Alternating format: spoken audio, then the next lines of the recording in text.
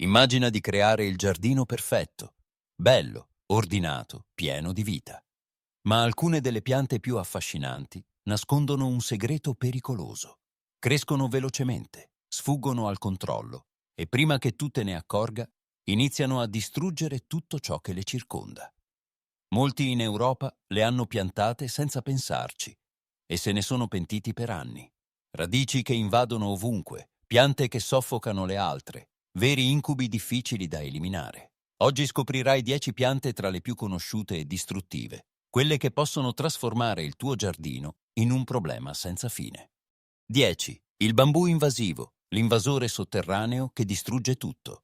Il bambù, soprattutto le varietà running, è una delle piante più pericolose che molti giardinieri europei continuano a sottovalutare. All'apparenza è elegante, moderno, perfetto per creare privacy in poco tempo, ma sotto il terreno si sviluppa un sistema di rizomi estremamente aggressivo. Queste radici sotterranee non crescono lentamente. Possono espandersi per diversi metri in una sola stagione, penetrando in profondità e spuntando improvvisamente in punti lontani dal luogo in cui è stato piantato. Non rispettano confini, attraversano recinzioni, marciapiedi e possono arrivare fino alle fondamenta della casa, causando crepe e danni strutturali. Il vero problema è che anche un minuscolo frammento di radice lasciato nel terreno è sufficiente per rigenerare una nuova pianta, rendendo quasi impossibile eliminarlo completamente. Molti lo piantano per la sua bellezza e crescita rapida, ma finiscono intrappolati in una battaglia che può durare anni. Il bambù non è solo una pianta decorativa, è una presenza che, una volta sfuggita al controllo, invade ogni spazio e trasforma il tuo giardino in un territorio difficile da riconquistare. 9. La menta, l'ospite che prende il controllo.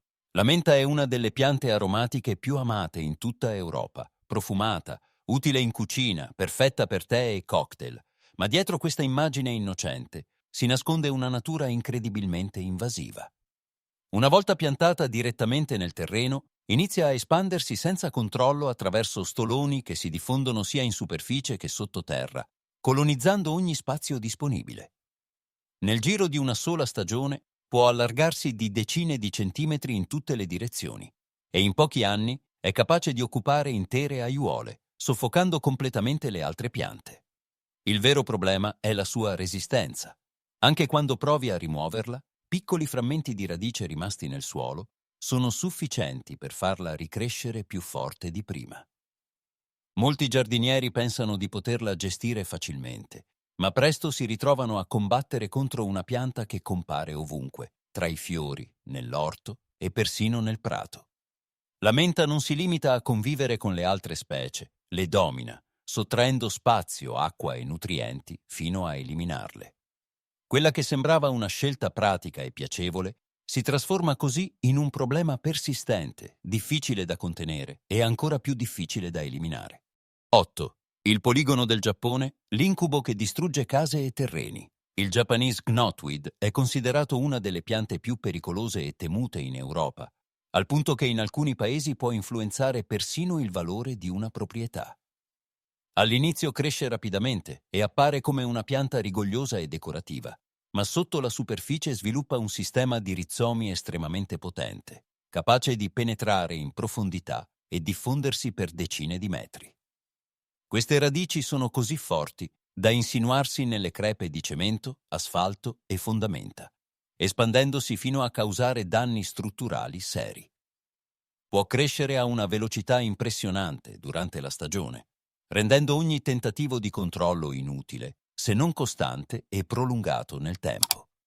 Anche un minuscolo frammento di radice, grande quanto un'unghia, è sufficiente per rigenerare una nuova pianta. Il problema più grave è che eliminarlo completamente richiede anni di interventi, spesso con costi elevati e trattamenti ripetuti. Nel frattempo, la pianta forma dense colonie che impediscono a qualsiasi altra specie di crescere, trasformando il terreno in uno spazio sterile. Quello che sembra un semplice arbusto ornamentale si rivela così una vera minaccia, non solo per il giardino, ma anche per la stabilità e il valore della tua casa. 7. L'edera inglese, il soffocatore silenzioso. L'edera inglese è una delle piante più diffuse e amate in Europa, capace di crescere anche nelle zone più ombreggiate e di donare un aspetto elegante a muri e giardini. Ma proprio questa sua capacità di adattarsi a tutto è ciò che la rende pericolosa. Inizia lentamente, coprendo il terreno o arrampicandosi su una parete, ma col tempo sviluppa radici aeree che si insinuano in ogni fessura, tra i mattoni, nel legno e persino nella corteccia degli alberi.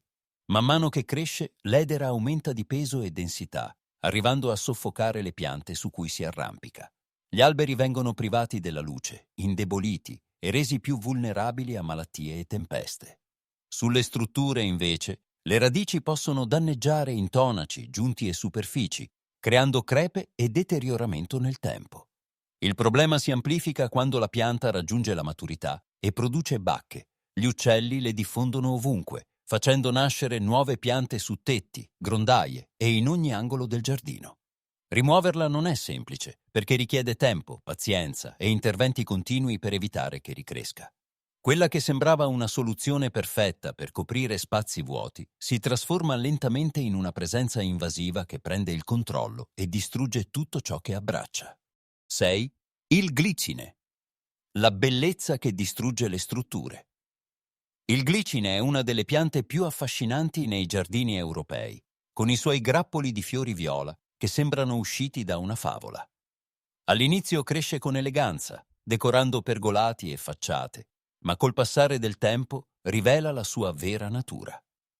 I suoi rami non si limitano ad arrampicarsi, si avvolgono con forza intorno a tutto ciò che incontrano, diventando sempre più spessi e potenti anno dopo anno. Questa crescita costante trasforma il glicine in una forza capace di deformare e distruggere le strutture su cui si appoggia. Pergolati, recinzioni e grondaie possono essere piegati o spezzati dalla pressione dei suoi tralci legnosi. Quando si arrampica sugli alberi, li strangola lentamente, impedendo loro di crescere correttamente e portandoli, nel tempo, alla morte. Il problema non è solo la forza, ma anche la velocità con cui si espande. Se non viene potato regolarmente, può prendere il controllo di intere aree del giardino in pochi anni.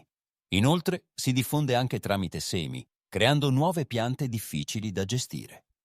Molti lo scelgono per la sua bellezza senza immaginare le conseguenze, ma una volta cresciuto diventa un impegno costante, una presenza che richiede controllo continuo per evitare danni seri. 5. Il kudzu. La pianta che divora tutto. Il kudzu è diventato famoso in tutto il mondo per la sua crescita incredibilmente veloce. E non è un'esagerazione. In condizioni ideali può allungarsi fino a decine di centimetri al giorno. All'inizio può sembrare una soluzione perfetta per coprire rapidamente uno spazio vuoto, ma questa velocità è esattamente ciò che lo rende devastante. Una volta stabilito, inizia a espandersi senza controllo, arrampicandosi su alberi, recinzioni, edifici e qualsiasi struttura incontri lungo il suo percorso. Il kudzu non si limita a crescere, soffoca tutto ciò che copre, bloccando completamente la luce e impedendo alle altre piante di sopravvivere. Interi alberi possono essere letteralmente inghiottiti sotto uno strato spesso di vegetazione, trasformando il paesaggio in una massa verde uniforme. Le sue radici sono profonde e robuste, difficili da rimuovere, e ogni tentativo di tagliarlo spesso stimola una crescita ancora più vigorosa. Con il tempo, una sola pianta può trasformarsi in un sistema esteso che occupa enormi porzioni di terreno, rendendo il controllo sempre più difficile e costoso. Anche quando sembra eliminato, basta una piccola parte rimasta nel suolo per farlo tornare rapidamente. Quello che appare come un semplice rampicante decorativo si rivela così una forza fuori controllo, capace di trasformare il tuo giardino in uno spazio completamente dominato da una sola specie. 4. L'erba bermuda. L'erba impossibile da eliminare. L'erba bermuda è una delle specie più diffuse nei prati, apprezzata per la sua resistenza e capacità di crescere rapidamente, ma proprio queste qualità la rendono un vero incubo quando sfugge al controllo. Una volta insediata, si espande in modo aggressivo attraverso semi, stoloni superficiali e rizomi sotterranei, creando una rete fitta che invade ogni angolo del giardino. Il problema principale è la sua incredibile capacità di rigenerarsi. Anche il più piccolo frammento lasciato nel terreno può dare origine a una nuova pianta, rendendo ogni tentativo di rimozione frustrante e spesso inutile. Si infiltra facilmente nelle aiuole, negli orti e tra le altre piante, sottraendo acqua e nutrienti fino a soffocarle completamente. Non si limita a occupare spazio, ma compete attivamente con tutto ciò che incontra, diventando dominante in breve tempo. Resiste al calpestio, alla siccità e persino a molti trattamenti, il che la rende ancora più difficile da controllare senza danneggiare il resto del giardino. Quella che sembra una scelta perfetta per un prato resistente si trasforma così in una presenza invasiva, capace di colonizzare ogni area e trasformare la cura del giardino in una lotta continua. 3. L'aegopodio, la copertura che diventa un incubo. L'aegopodium, conosciuto anche come Bishop's Weed, viene spesso scelto per la sua capacità di coprire rapidamente le zone ombreggiate dove altre piante faticano a crescere. All'inizio appare come una soluzione perfetta, con le sue foglie decorative e la crescita ordinata, ma questa impressione dura poco. Sotto il terreno si sviluppa una rete fitta di rizomi che si espandono in tutte le direzioni, colonizzando il suolo in modo silenzioso ma implacabile. Con il passare del tempo, questa pianta inizia a superare i confini iniziali, invadendo aiuole, prati e spazi vicini senza alcun controllo. Ogni piccolo frammento di radice lasciato nel terreno è in grado di generare una nuova pianta, rendendo la rimozione estremamente difficile. Anche quando sembra eliminata, ritorna rapidamente, spesso più forte e diffusa di prima. Il problema maggiore è la sua capacità di formare tappeti densi che impediscono a qualsiasi altra pianta di crescere, trasformando il giardino in un'area dominata da un'unica specie. Molti giardinieri si rendono conto troppo tardi che quella che sembrava una semplice pianta decorativa è diventata una presenza invasiva che richiede anni di lavoro per essere controllata. È una scelta che sembra intelligente all'inizio, ma che si trasforma in una battaglia lunga e frustrante. 2. La gloria del mattino, il rampicante che soffoca tutto. La gloria del mattino è una pianta affascinante, con fiori colorati che si aprono alla luce del sole e danno un tocco vivace al giardino. Ma dietro questa bellezza si nasconde una natura estremamente invasiva. Cresce rapidamente, avvolgendosi attorno a qualsiasi supporto e formando una massa densa che soffoca le altre piante. Il problema principale è la sua capacità di diffondersi senza controllo. Produce un'enorme quantità di semi che possono rimanere nel terreno per anni, pronti a germogliare non appena le condizioni diventano favorevoli. Anche se la rimuovi, nuove piante continueranno a comparire stagione dopo stagione, rendendo la lotta contro di essa lunga e frustrante. Le sue radici profonde e resistenti le permettono di ricrescere facilmente dopo ogni tentativo di eliminazione. Nel frattempo, i suoi tralci si espandono rapidamente, coprendo arbusti, fiori e persino piccole strutture, bloccando la luce e impedendo alle altre piante di svilupparsi. Quella che sembra una semplice pianta ornamentale si trasforma così in un invasore persistente, capace di prendere il controllo del giardino e mantenerlo nel tempo. 1. L'ailanto, l'albero che avvelena il terreno. L'ailanto, conosciuto come Tree of Heaven, è una delle piante più aggressive e problematiche che si possano trovare in Europa. Cresce rapidamente, si adatta a qualsiasi condizione e sembra quasi indistruttibile. Ma il suo vero pericolo va oltre la semplice invasività. Questo albero rilascia sostanze chimiche nel terreno che impediscono alle altre piante di crescere, eliminando lentamente ogni forma di competizione intorno a sé. Si diffonde con estrema facilità sia tramite semi, prodotti in quantità enorme, sia attraverso polloni radicali che possono emergere a diversi metri di distanza dalla pianta madre. Anche dopo il taglio, il sistema radicale reagisce producendo numerosi nuovi germogli, rendendo il controllo ancora più difficile. Nel tempo, può formare intere colonie che occupano completamente lo spazio disponibile.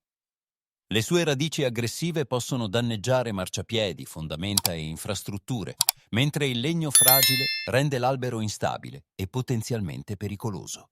È una pianta che non si limita a crescere, ma modifica l'ambiente a suo favore, trasformando il terreno in uno spazio ostile per tutte le altre specie. Una volta stabilito, Eliminarlo richiede anni di interventi costanti e grande determinazione. Quello che può sembrare un albero resistente e utile si rivela in realtà una presenza invasiva che prende il controllo totale del tuo giardino, lasciando dietro di sé uno spazio dominato solo da lui. E dopo aver scoperto queste piante, la domanda è una sola: quante di queste sono già nel tuo giardino senza che tu te ne sia accorto?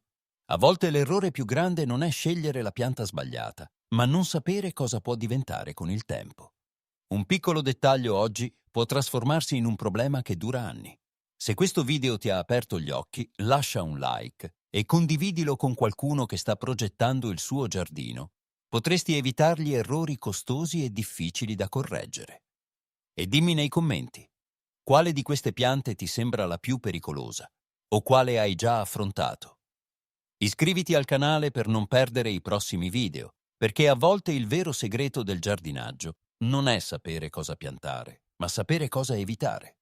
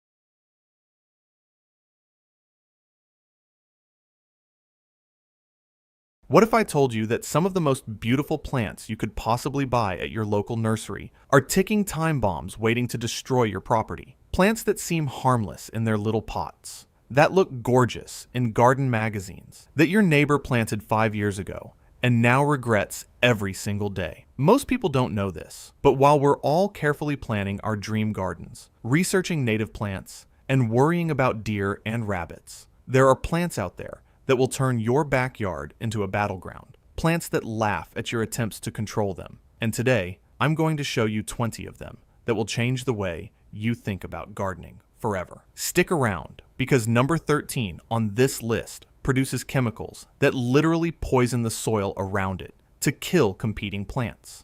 And number 20 is so aggressive that it can take over an entire acre of land in just a few years, sending up shoots everywhere you don't want them. Make sure you hit that subscribe button, because we post new videos every week that'll save you time, money, and countless hours of frustration in your garden. So let's get into it. Here are 20 destructive plants that will ruin your garden, ranked from annoying to absolutely nightmarish. Number 1.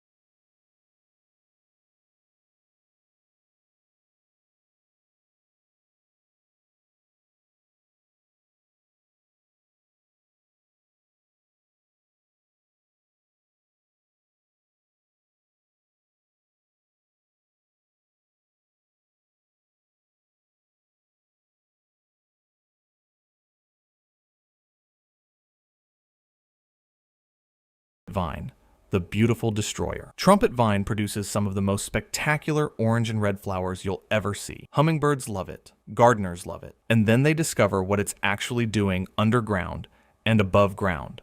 And the love affair ends fast. Campsis radicans spreads by underground runners that can travel 30 feet from the parent plant, popping up in the middle of lawns, through mulch beds, and right next to foundation. The vines climb using aerial rootlets similar to English ivy, and they're strong enough to tear siding off houses, rip down gutters, and damage wood structures. Here's the traditional trajectory. Someone plants trumpet vine on a trellis or fence for its gorgeous flowers. First year, great. Second year, beautiful blooms. Third year, suckers start appearing 15 feet away. Fourth year, it's climbing the house, it's in the lawn, and it's impossible to keep under control. The vines become thick and woody with age, strong enough to crush lightweight structures and pry boards apart. The aerial rootlets work into every crack and gap, gradually destroying whatever they're attached to.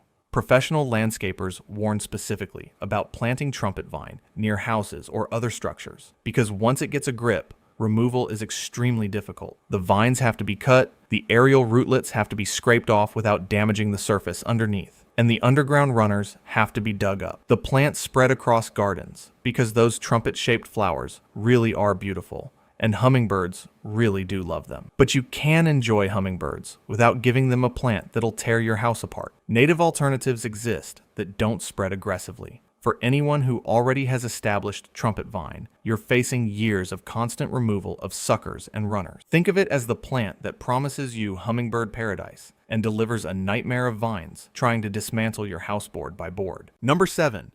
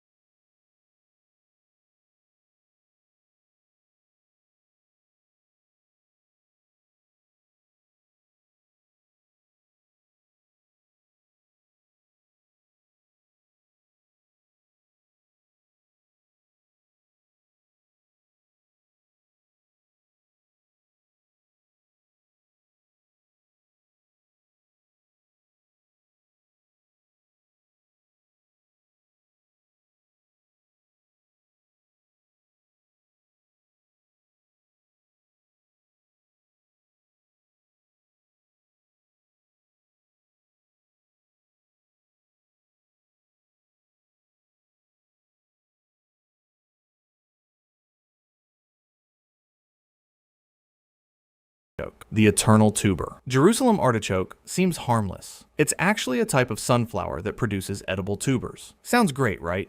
Plant it, harvest some tubers, enjoy them roasted. Except Helianthus tuberosus has a trick. Those tubers break apart incredibly easily, and every single fragment will grow a new plant.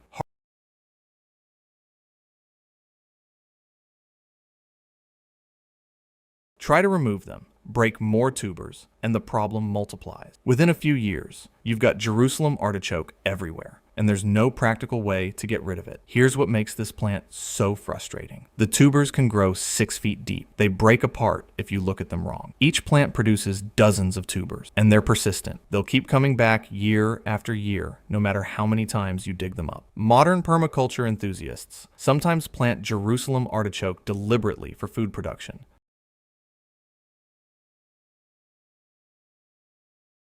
Or in extremely contained areas like raised beds with solid bottom. The plants themselves grow 8 to 10 feet tall, creating dense stands that shade out everything else. They spread by tubers and can also spread by seed, making them nearly impossible to contain once established in open ground. Jerusalem artichoke spread through gardens because the tubers are actually nutritious and useful, and the plants are attractive. But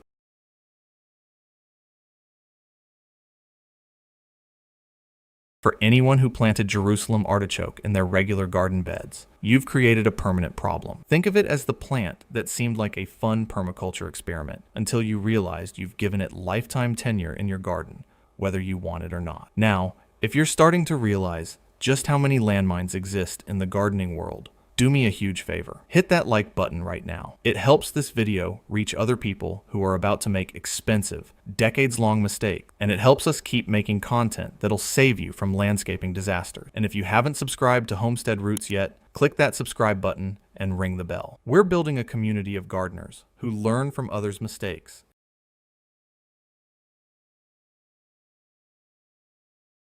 Number 11, Creeping Charlie, the lawn destroyer. Creeping Charlie looks harmless enough. This low-growing ground cover with round leaves and tiny purple flowers spreads flat across the ground, rooting at every node. Glaucoma heteracea seemed like it would be fine sharing space with your lawn. It's not fine. This plant spreads by stolons that root every few inches, creating an interconnected mat that crowds out grass. It thrives in shade and moist conditions where turf grass struggles, which means it specifically invades the weak spots in your lawn and takes advantage. Here's the homeowner nightmare. You notice some creeping Charlie in a shady corner of your lawn. Within 2 seasons, it's spread across 30 feet. Within 3 seasons, it's replaced significant portions of your turf. And here's the worst part.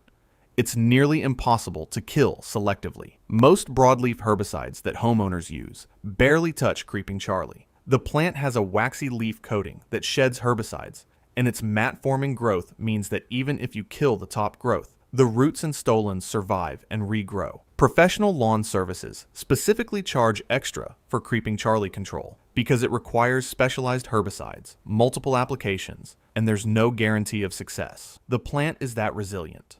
The ground cover spread through lawns, partly through mowing, which chops up pieces that get scattered and root where they land, and partly because it actually looks okay to some people until it takes over completely. For anyone trying to maintain a pure turf lawn in areas where Creeping Charlie is established, it's a constant battle. Think of it as the ground cover that specifically targets the weakest parts of your lawn and conquers them systematically, one shady spot at a time. Number 12, the prehistoric survivor. Horsetail isn't just hard to kill. It's essentially unkillable by normal gardening methods. Equisetum species have been around since the dinosaurs, and they've survived this long by being nearly indestructible. The plants spread by rhizomes that can penetrate 6 feet deep into soil and shatter into fragments when you try to dig them up. Here's why horsetail is catastrophic. Those deep rhizomes are protected by a waxy coating that makes them nearly impervious to herbicides. The plants themselves contain silica that makes them toxic to grazing animals,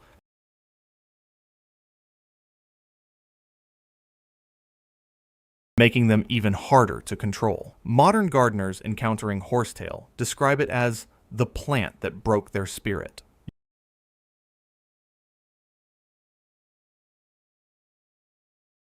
Growing from fragments left behind, or rhizomes that were too deep to reach. The plant thrives in wet, disturbed soil, which means construction sites and poorly drained areas get colonized quickly. Once established, horsetail is essentially permanent, unless you're willing to replace all soil to a depth of at least 3 feet. Chemical control is mostly ineffective. The waxy coating sheds herbicides.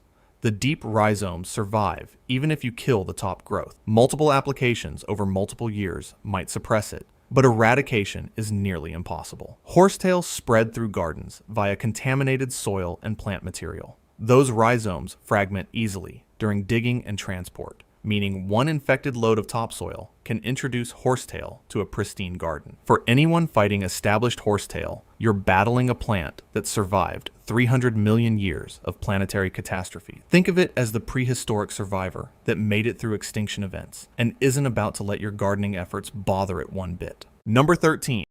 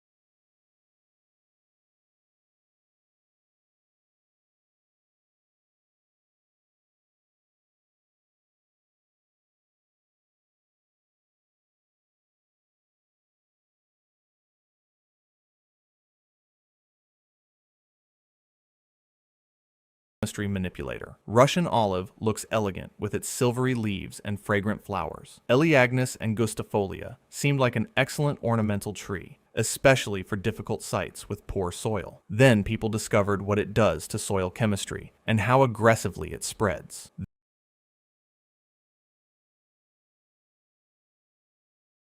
To change soil conditions in its own favor and against native plants adapted to lower nitrogen levels. The berries are spread by birds, establishing new trees across the landscape. Here's the disaster pattern. Russian olive establishes in riparian areas and disturbed sites. It grows rapidly, forms dense thickets, and crowds out native willows, cottonwoods, and other riparian vegetation. The altered nitrogen levels favor weedy species over natives. Modern ecological restoration projects spend thousands removing Russian olive from affected watersheds. Dense thickets block wildlife movement and water access. The tree spread because it's tough, attractive, and produces fragrant flowers and berries that wildlife eat. But those same berries ensure that Russian olive doesn't stay where you plant it. Removal requires cutting and immediately treating stumps with herbicide to prevent resprouting. The seed bank in soil means that new seedlings will appear for years after removal. You're fighting a plant that's literally changing the soil chemistry to favor itself. It terraforms your land into something that better suits its needs. Number 15. Purple leucostrife, the wetland destroyer. Purple leucostrife produces spectacular spikes of purple-pink flowers that look amazing in gardens and at garden centers. Lythrum salicaria seemed like a perfect ornamental for wet areas. Then, it escaped into natural wetlands and revealed its true nature. Those seeds spread by water, wildlife, and contaminated equipment. The plants form dense monocultures that exclude native wetland vegetation, destroying habitat for wildlife that depends on diverse native plants. Here's the ecological nightmare. Purple leucostrife invades marshes, pond edges, and wet meadows. It outcompetes native sedges, rushes, and wildflowers that provide food and habitat for waterfowl, amphibians, and insects. The dense stands offer little value to native wildlife. Modern wetland restoration projects spend significant resources removing purple leucostrife from affected areas. And garden escapees. The plant spread because it's genuinely beautiful and vigorous in wet conditions, where many ornamentals struggle. But that vigor destroys the ecological value of wetlands it invades. Control requires persistent removal or chemical treatment. Some biological control using European beetles shows promise, but isn't universally effective. For anyone with purple leucostrife near natural wetlands or ponds, you're harboring a plant that's actively degrading ecosystem health. Think of it as the beautiful flower that's committing ecological homicide one wetland at a time. Number 16, butterfly bush, the aggressive cedar. Butterfly bush seems like it should be a gardening hero. And it grows easily with minimal care. Then you discover how aggressively it self-seeds and spreads into natural areas. Each plant produces thousands of tiny seeds that spread by wind and water. Those seeds germinate readily in disturbed soil, along waterways, and in forest edges. Within years, butterfly bush colonizes riparian areas and crowds out native shrubs. Here's the controversy. Butterfly bush does attract butterflies to nectar, but it provides little value as larval host plant. Native alternatives support complete butterfly life cycles, while butterfly bush just offers a nectar source. Modern conservation efforts in the Pacific Northwest and other regions target butterfly bush for removal from natural areas. It's considered invasive in multiple states and regions. The shrub spread through gardens because butterflies really do love it, and the flowers are attractive. But the ecological cost of its spread outweighs the benefit of attracting adult butterflies. Still produce seeds in many conditions. The safest approach is removing spent flowers before they seed. But most gardeners don't do this consistently. For anyone committed to supporting butterflies, native alternatives exist. Think of it as the wildlife-friendly plant that turned out to be not so friendly to wildlife habitat after all. Number 17, chameleon plant, the unstoppable underground runner. Chameleon plant has some of the most striking foliage in the ground cover world.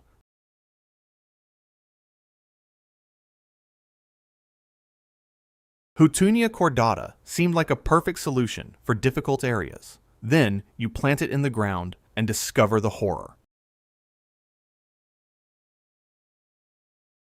It fragments easily, meaning every attempt to remove it breaks it into dozens of pieces that each grow new plants. And it has a distinctive fishy odor that many people find genuinely unpleasant. Here's the nightmare trajectory. Someone plants chameleon plant in a bed for its colorful foliage. Within one season, it's spread 3 feet in all directions. By year 2, it's invading adjacent beds and lawn. By year 3, it's escaped containment entirely and shows up everywhere. The rhizomes travel underground, popping up through lawn, in cracks in pavement, and in neighboring properties. They penetrate deep enough that surface cultivation doesn't reach them, and they're so brittle that any attempt to dig them out leaves behind fragments that regenerate. Professional landscapers list chameleon plant among their most hated ground covers. Removal requires either complete soil replacement or years of persistent herbicide treatment.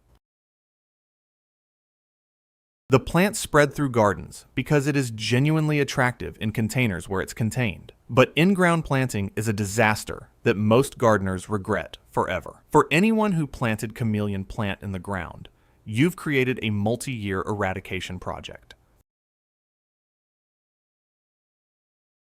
Bishop's weed, and horsetail into one unstoppable, foul-smelling package. Number 18, morning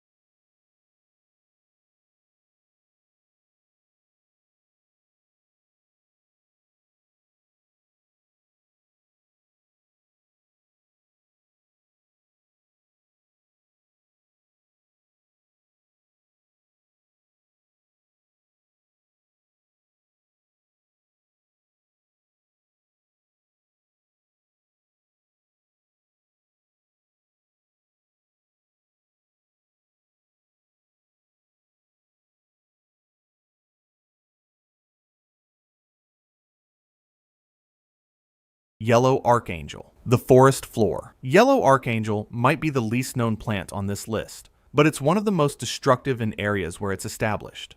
Lamiastrum galliobdulon spreads by stolons and forms such dense ground cover that absolutely nothing else can grow underneath. The plant was introduced as an ornamental ground cover for shade, and it excels at covering ground. It escapes gardens and invades forest understories, forming monoculture carpets that exclude native wildflowers and forest regeneration. Here's the ecological disaster. Yellow archangel invades natural forest areas and eliminates spring wildflowers, trilliums, bloodroot, wild ginger, and dozens of other native species that can't compete with its dense growth. This impacts everything from pollinators to forest regeneration. Modern forest management in affected regions specifically targets yellow archangel for removal, but it's a difficult battle. The stolons root at every node, creating interconnected mats. Removal disturbs soil and often leaves fragments that regenerate. The ground cover spread because it grows reliably in deep shade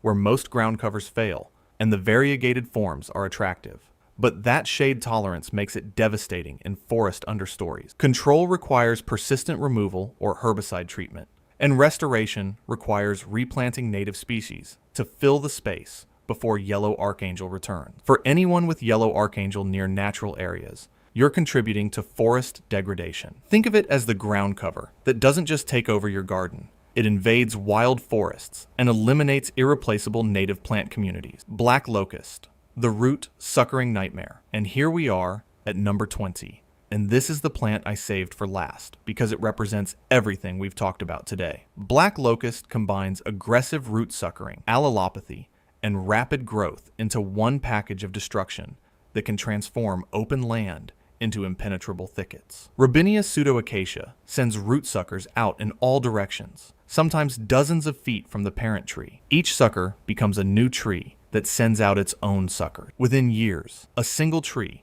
becomes a spreading colony of thorny trees that exclude everything else. Here's the fascinating and terrifying reality. Black locust is native to a small region of Appalachia, but has spread across North America and globally. The wood is valuable, dense, rot-resistant, and useful, but the tree's spreading habit makes it catastrophic in landscapes.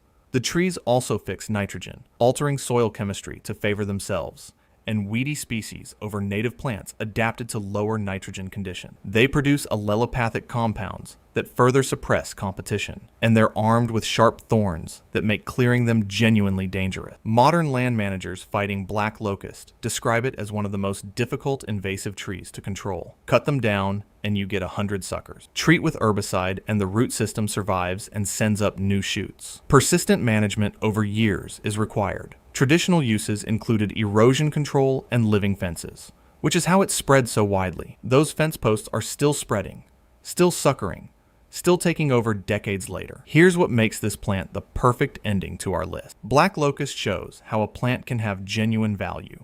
The wood really is excellent, while being an absolute nightmare to live with. The very traits that make it useful: fast growth, dense wood, ability to thrive in poor soil, make it nearly impossible to control once established. Black locust escaped cultivation because people planted it deliberately for practical reasons and didn't realize the long-term consequences. For anyone dealing with black locust on their property, you're facing years of constant battle against root suckers, or you're accepting that the tree will gradually convert your land to black locust forest. Think of it as the reminder that sometimes the plant that seems most useful is actually the one that will take the most from you. It doesn't ask permission. It doesn't stay contained.